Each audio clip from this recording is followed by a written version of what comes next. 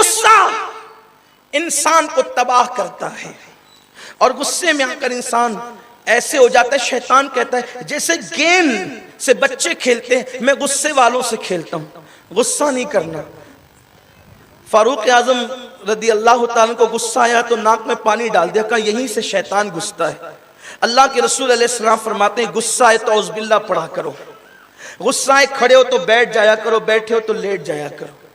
غصے والے کا ایمان بھی بہت خطرے میں ہوتا ہے، اس وقت غصے میں طلاق دی جاتی ہے، پھر انسان پچھتاتا بھی ہے۔ عورتوں کو چاہیے کہ اگر شوہر غصے میں ہو وہ صبر کرے، اس لیے کہ ہمارے بزرگوں نے لکھا ہے کتابوں میں، اگر کوئی عورت شوہر کی تلخیوں پہ صبر کرتی ہے تو اللہ اسے جناب آسیہ کے صبر کا ثواب عطا فرماتا ہے، اور شوہر کبھی بیوی کی تلخیوں پہ صبر کرتا ہے تو اللہ تبارک و تعالی اسے جناب ایوب کے صبر کا صدقہ عطا فرماتا ہے۔ کتنا اجر ہے اس پر، کتنا ثواب ہے اس پر، لیکن آج یہ چیزیں بہت ناپید ہوتی جا رہی ہے، اور شادیاں ہوتی تو ہیں لیکن ٹکتی نہیں ہے۔ یہاں بات آئی تو ایک بات عرض کروں گا، حیا کے پردے میں برا نہیں مانیں گے، اس لیے کہ دل کا درد ہے۔ طلاق کی وجہ میں سے ایک وجہ یہ بھی ہے کہ شادی ہونے کے بعد، چونکہ اصل میں بات یہ ہے کہ انسان جیسا ہوتا ہے نا ویسے ہی وہ سب کو سمجھتا ہے۔ میرے ایک بزرگ نے مجھے ایک واقعہ سنایا تھا، انہوں نے کہا تھا بیٹے انسان جیسا ہوتا ہے نا ویسے وہ دوسروں کو بھی سمجھتا ہے۔ تم اچھے ہو جاؤ پوری دنیا تم کو اچھی نظر آئے گی، اور اگر تمہارے دل میں پاپ ہے پوری دنیا تمہیں پاپی نظر آئے گی۔ تو انہوں نے ایک بات بتائی تھی کہ ایک مرتبہ ایک بزرگ اللہ کے ولی تہجد کی نماز کے لیے اپنے گھر سے نکلے، تو انہوں نے دیکھا کہ ایک شخص ہے وہ جا رہا ہے کہیں، تو اس تہجد گزار بزرگ نے دیکھ کے سمجھا کہ ماشاءاللہ میری بستی میں اکیلا تہجد گزار نہیں ہوں، بلکہ وہ بندہ بھی تہجد گزار ہے، وہ تہجد پڑھنے جا رہا ہوگا۔ لیکن وہ شخص تہجد گزار نہیں تھا، تھا چور۔ اس نے ان کو دیکھا تو وہ خوش ہوا کہ چلیں بستی میں اکیلا چور نہیں ہوں، جیسے میں کسی کا گھر لوٹنے جا رہا ہوں ویسے یہ بھی کسی کا گھر لوٹنے جا رہا ہے۔ تو طلاق کی جلدی طلاق کی وجہ ایک یہ بھی ہے کہ آج کل کے نوجوان لڑکے اللہ ماشاءاللہ سب کی بات نہیں کرتا ہوں لیکن اکثر جیسے بلی کی نیت چچڑے میں ہوتی ہے نا ویسے ان کا حال ہے کہ ادھر تکے ادھر تکے ادھر تکے ادھر تکے، فون پہ بات کی، ادھر گلی کا چکر لگایا ادھر گلی کا چکر لگایا۔ شادی سے پہلے ان کا حال اسی طرح ہے جیسے بلی کا حال چچڑے کے حوالے سے ہوتا ہے۔ پھر شادی ہو گئی تو شادی ہونے کے بعد بجائے پیار محبت کی گفتگو کرنے کے وہ گڑا مردہ اکھاڑتے ہیں۔ سچ بتا، میری قسم کھا کے بتا، قرآن کی قسم کھا کے بتا، تیری ماں کی قسم کھا کے بتا کہ شادی سے پہلے تیرا کس کے ساتھ کیا تھا۔ اب وہ لڑکی ہے، ہنسنے کی بات نہیں ہے، گھر جل رہے ہیں، گھر اجڑ رہے ہیں، مہندیاں چھوٹنے سے پہلے طلاق ہو رہی ہے۔ گنبد و مینار کے شہر کا یہ حال ہو چکا ہے۔ گنبد نجات تک نہیں پہنچائیں گے جب تک کہ دلوں کے اندر اسلام راسخ نہیں ہوگا۔ مسجدیں بنانے سے فائدہ کیا ہوگا جب تک کہ دلوں میں پاپ ہے۔ اقبال کہتے ہیں مسجد تو بنا لی شب بھر میں، ایمان کی حرارت والوں نے من اپنا پرانا پاپی ہے، برسوں میں نمازی بن نہ سکا۔ یہ من کب تک کہ پاپ ہی رہے گا، کب تک اس میں جرائم رہیں گے؟ کیوں گڑے مردے اکھیڑتے ہیں؟ میری قسم کھا، تیری ماں کی قسم کھا، قرآن کی قسم کھا، سچ بتا، کچھ نہیں کروں گا، کچھ نہیں ہوگا، بتا کس کے ساتھ کیا تھا۔ پہلی رات ہے، دوسری رات ہے، محبتوں کی رات ہے، الفتوں کی رات ہے، اور وہاں یہ سارا مہا بھارت مچا ہے۔ ایک لڑکی، اس لیے کہ بچیاں لڑکیاں ایک تو نئے گھر میں ہیں، اکیلی ہیں، نئے چہرے کا سامنا ہے، اور اتنی بڑی قسم وہ سوچتی ہے کہ چلیں بتا تو دینا ہی ہوگا۔ بتا کرنے کے بعد دوسرے دن سے نفرتوں کا سلسلہ شروع ہو جاتا ہے۔ یہاں پر میں ایک شرعی مسئلہ بتاتا ہوں آپ کے سامنے۔ اگر کوئی آپ کو یہ کہے کہ قرآن کی قسم کھا کے بتا کہ تو نے کیا کیا ہے، اگر وہ قاضی شرع نہیں ہے تو اس کے پاس اپنے گناہ کا اقرار کرنے کی کوئی ضرورت بھی نہیں ہے، اس لیے کہ اللہ کے رسول نے فرمایا گناہ کو چھپاؤ، اس لیے کہ وہ اسلامی عدالت میں تھوڑی کھڑی ہے۔ حضور فرماتے کہ گناہ کا اظہار بھی گناہ ہے۔ اگر آپ گناہ کر کے آئے ہیں، گناہ کا اظہار بھی گناہ ہے۔ آئیے میں حدیث پڑھتا ہوں اس کی تائید میں، سنیے۔ ایک شخص ہے، اب نام نہیں لوں گا، ایک جوان ہے، اللہ کے رسول کے پاس آئے، یا رسول اللہ میں نے زنا کیا ہے۔ وہ کہہ رہے ہیں حضور میں نے زنا کیا ہے۔ کون؟ سید المعصومین سے کہہ رہے ہیں میں نے زنا کیا ہے۔ حضور علیہ السلام سے، جو زمین پہ بیٹھ کر لوح محفوظ پر نگاہ رکھے، اور لوح محفوظ پہ نگاہ رکھنا یہ میرے نبی کے لیے بہت چھوٹی سی بات ہے، اس لیے کہ لوح محفوظ پہ نگاہ رکھنا یہ تو ان کے غلاموں کی نشان ہے۔ مثنوی میں مولانا روم کہتے ہیں کہ ولیوں کے پیش نظر ہوتا ہے لوح محفوظ، اور صرف پیش نظر یہ بھی ولیوں کے لیے چھوٹی بات ہے، بلکہ قدرت نے لوح محفوظ پر ان کو اختیار عطا کیا ہے کہ وہ جو چاہیں مٹا دے، وہ جو چاہیں لکھ دے۔ اقبال کہتے کی محمد سے وفا، تو نے تو ہم تیرے ہیں، یہ جہاں چیز ہے کیا لوح و قلم تیرے ہیں۔ لوح و قلم پہ ان کا قبضہ ہوتا ہے جو مصطفیٰ کریم کی وفاداری اختیار کرتے ہیں۔ حضور کے لیے بہت چھوٹی سی بات تھی، حضور جانتے تھے کیا ہے جسے قدرت نے عالم ما کان و ما یکون بنا۔ حضور سے کسی نے پوچھا میرا باپ کون ہے، حضور نے اس کے باپ کا نام بھی بتایا، یعنی کہ کون کس کا باپ ہے حضور یہ بھی جانتے، پیٹ میں بچہ ہے بچی ہے یہ بھی جانتے، قبر میں مردے پہ اجر ہو رہا ہے، ثواب ہو رہا ہے، عذاب ہو رہا ہے یہ بھی جانتے، کس کی قبر کشادہ ہو گئی کس کی قبر تنگ ہو گئی یہ بھی جانتے۔ وہاں آ کر کے خود سے آنے والا کہتا ہے، توجہ کریں آپ، میری بہنوں سے بھی چاہتا ہوں توجہ کریں، کہ وہ آنے والا کہتا ہے حضور میں نے زنا کیا ہے۔ سرکار علیہ السلام فرماتے ہیں، حدیث پاک کا مفہوم ہے، سرکار فرماتے جا یہاں سے، چل بھاگ یہاں سے۔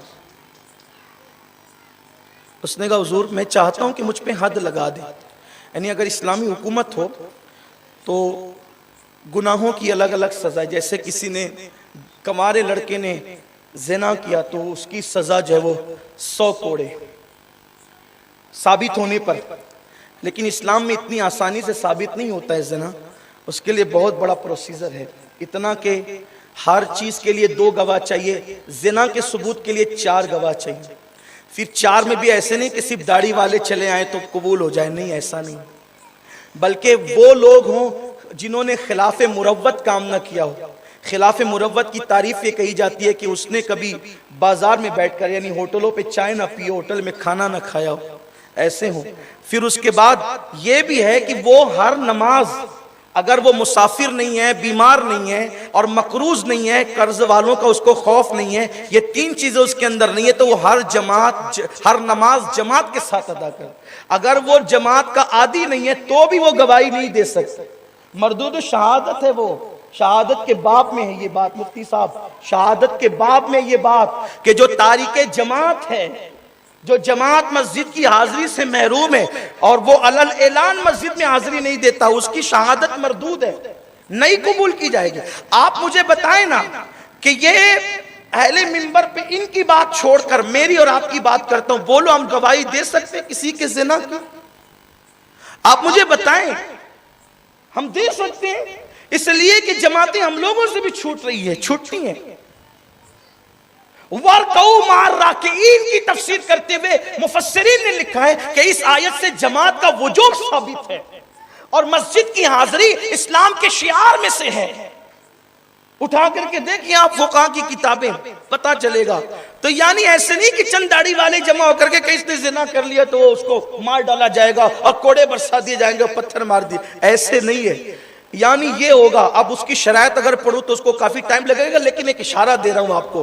پھر اس کے بعد اتنے متقی ہو، اتنے پرہیزگار ہو، عادل ہو، ثقہ ہو، پھر اس کے بعد بھی وہ چاروں ایک ساتھ آئے ہوں تو بھی گواہی قبول نہیں ہوگی، کہ میٹنگ کر کے پلان کر کے تو نہیں آ گئے، وہ آپس میں میٹنگ کر کے نہیں آئے ہیں، مل کے نہیں آئے، الگ الگ رستے سے آئے۔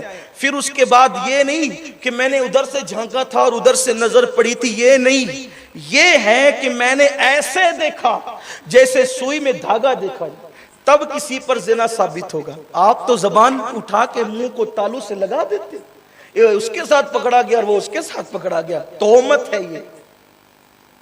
اتنا سخت ہے کسی کی آبرو کے متعلق جب کوئی بات آئے گی تو اتنے سخت احکامات ہوں گے۔ اتنا سخت معاملہ ہوگا؟ یہ ہے اسلام کا قانون. تو غیر شادی شدہ ہے تو 100 کوڑے لگیں گے, شادی شدہ ہے تو اس کو سنگ سار کیا جائے. لیکن کہاں؟ اسلامی حکومت جہاں اسلامی بادشاہ, اسلامی حکومت ہے, اور ثبوت پہلے تو اتنا مشکل ہے کہ ثابت ہو ہی نہیں سکتا, اور جہاں ثابت ہو جائے بات الگ ہے. یا پھر, اب دھیان کریں جو اصل بات پہ آ رہا ہے, یا پھر کرنے والا خود قاضی شرع کے پاس اقرار کرے. تو اس آنے والے نے آگے کہا کہ حضور اور یہ بھی ہے, اگر اس پہ حد لگ گئی نا, جو اسلامی قانون ہے, حد لگ گئی تو امید ہے کہ وہ یہیں پر پاک ہو گیا, قیامت میں انشاءاللہ اس سے پوچھ نہیں ہوگی. اسی لیے آنے والا آیا تھا کہ مجھے یہیں پاک کر دیں, اس لیے کہ یہاں کے پتھر آسان ہیں, وہاں کے کوڑے فرشتوں کے بڑے مشکل ہیں.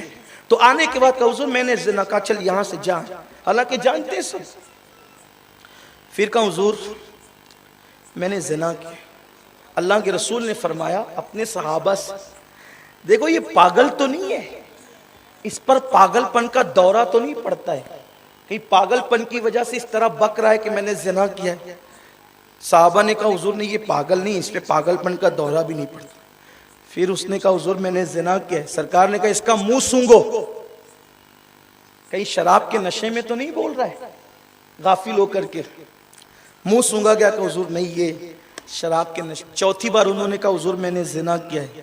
اب اللہ کے رسول کا فرمان, ارے نادان, گناہ کیا تھا, اللہ نے پردے ڈال دیے تھے, جب قدرت نے چھپا دیا تھا تو چھپائے رہنے دیتا, تو نے بولا کیا. یہ حضور کی شان کریمی ہے, رحمت للعالمین ہی حضور کی ہے.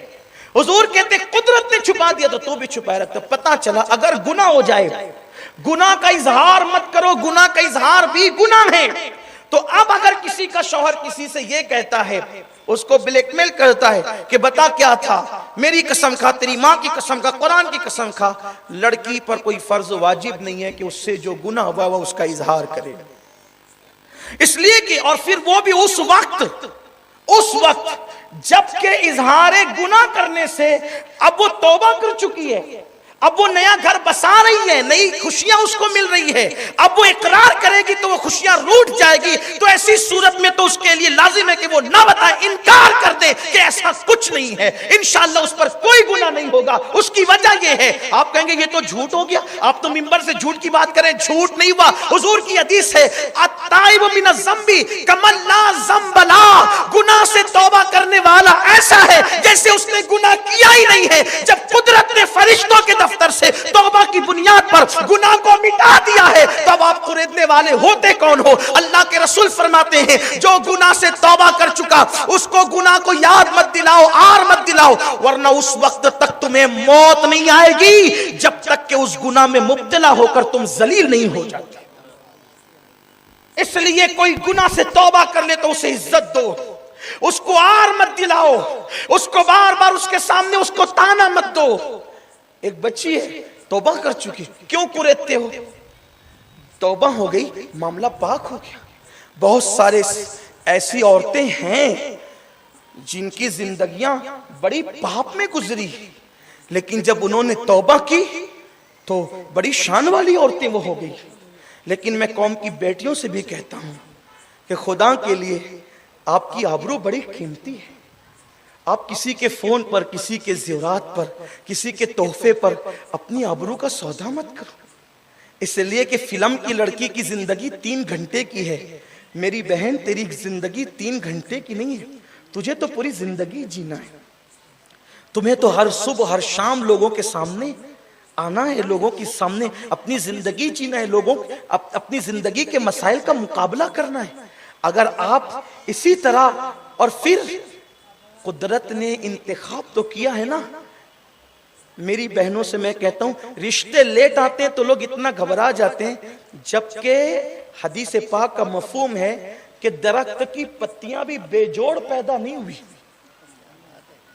یہ جو درخت میں پتیاں دیکھتے ہو نا, اللہ نے اس کو بھی بے جوڑ پیدا نہیں کیا, اس میں بھی کچھ پتے نر ہے, کچھ پتے مادہ ہے, اور اللہ نے ان کا بھی جوڑا پیدا فرمایا.